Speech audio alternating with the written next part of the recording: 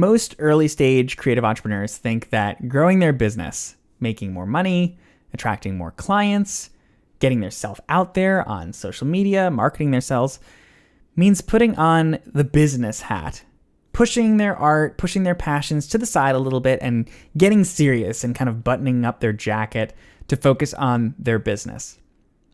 But the truth is that focusing on your art, leaning into your passions, and allowing those passions to become so great that they overflow from you, out from yourself and onto others, is the number one greatest way, the most easy, fun, effortless way to grow a profitable, sustainable business as an artist.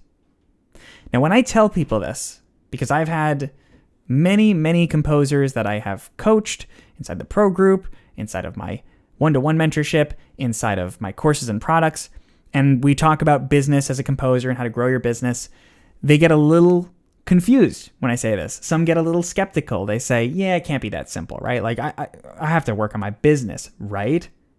Well, not exactly. When I think about my career, and you've probably seen this career on YouTube if you've watched me for a long time, I've been here for 18 years. Every single thing that I created that was successful came from a place of passion. And every single thing that I created that was not successful was created when I was chasing money or chasing clients or chasing views or chasing anything that was related to business brain. Now, that sounds so simple that it literally confuses people. They think, so you're just telling me like I just lean into my passions? And I'm like, yes, that is exactly what you do. But there is a little bit more to it. Because when we tend to lean into our passions as artists, what do? Well, we're so passionate about it. It means so much to us that we hold it tight. We don't share it with anybody else. We're like, yeah, but this is my personal project. This is the thing. I don't want anybody to know about this. And listen, if you're an artist who values that, you value the privacy of your art, and you want it to be an intimate relationship between you and your art that is secret and sheltered from the world, totally valid. But if you want to build a business that feels effortless and is filled with passion, and hey, you actually get paid to do something you love, then you have to get in the habit of allowing yourself to share that love with the world. It's kind of like you being in a secret relationship with someone, and that person's like, hey, are we ever going to tell the world that we're public? We're going to tell people, or are you just going to keep me in your room? Because art and music is a beautiful relationship to have as an artist. It's such an incredible thing. And sharing that with people is such a gift to them. But there's more to it than that, because it's also a gift to you. Because the confidence that you struggle with, the lack of feeling like, you know what you're doing, or that your music means something, all this is happening because you are putting up a wall between yourself, your art, and other people. And if you can break that wall, and I know it's hard, but if you can break that wall bit by bit, just sharing a little bit here and there, what's going to happen is you're going to find out that there's people in your life, and people that you didn't even know about, who resonate with you, resonate with what you do, resonate with who you're all about. And what happens when that happens? Well, you build a little confidence. You say, hey, maybe I do have something to offer to this world. Maybe my art does mean something. And so you do it again, and it resonates again. And you do it again, and it resonates again. And this amplifies slowly but surely until suddenly you have people saying, I want that. I want your music. I want to work with you. I want the joy that you have. They're going to want something that you've got. Because when you lean into your passions, there's nothing more infectious than someone who is passionate about something. I have people that, when I talk about music or I talk about business or entrepreneurship, they say, I got to be honest with you, Zach, I don't even know what you're talking about, but you make me want to learn more. My poppy, my grandpa, in his later years, would share with me that when I would talk to him about music, he didn't really know much about soundtracks. He was always into jazz.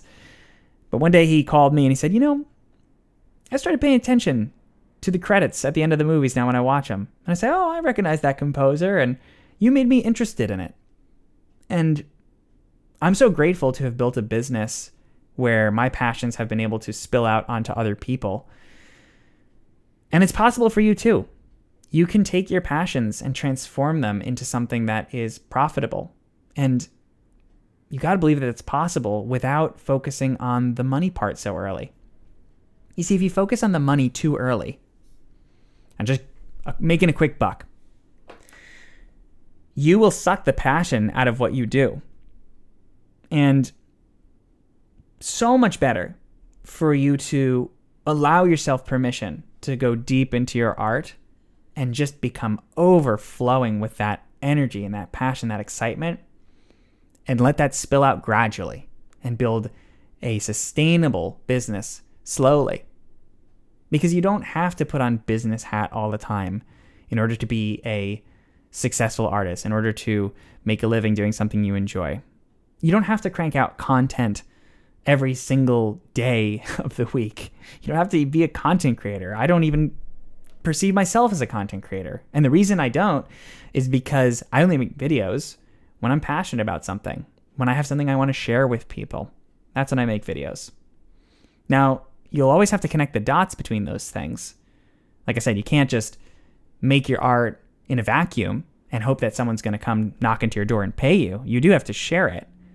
But this is much more about you finding the courage to share something that matters to you than it is about you being an expert business person and scaling a business.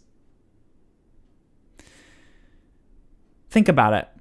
Think about how effortless your business would feel if you could just lean into your passions. I'm working on my album now, The Call of Ravens Hollow, and so many opportunities have come from me simply just sharing that album. Now, I didn't make that album with any business intentions or anything like that. I didn't even think about the promotion, nothing. I just steeped in it. I mean, I wrote stuff on a typewriter, like that's not a business move. That's just an art move. But the curiosity that's come from that, people going, hey, I want to learn more about that. That's what's leading to some of the best opportunities I've had so far in my professional career. I think this is the future. I've said it before, but I'll say it again. I think this is the future. I think that with the rise of things like AI and tech, there's no point in thinking about how to be the fastest or the cheapest offer, trying to serve a market need. We need originality. We need people who value imagination, value creativity, and value those things inherently for what they are, which is magic on earth, the things that AI can't replace. And when you have people who believe in that, like I believe in that, you will separate yourself from the commodities, from the entrepreneurs who have shallow businesses. You'll have something of depth, of value, of creativity. And as a result, not only will you become irreplaceable, but you'll wind up making a lot more money because the people who see what you do and resonate with it will really just run towards you. They will just want exactly what you've got.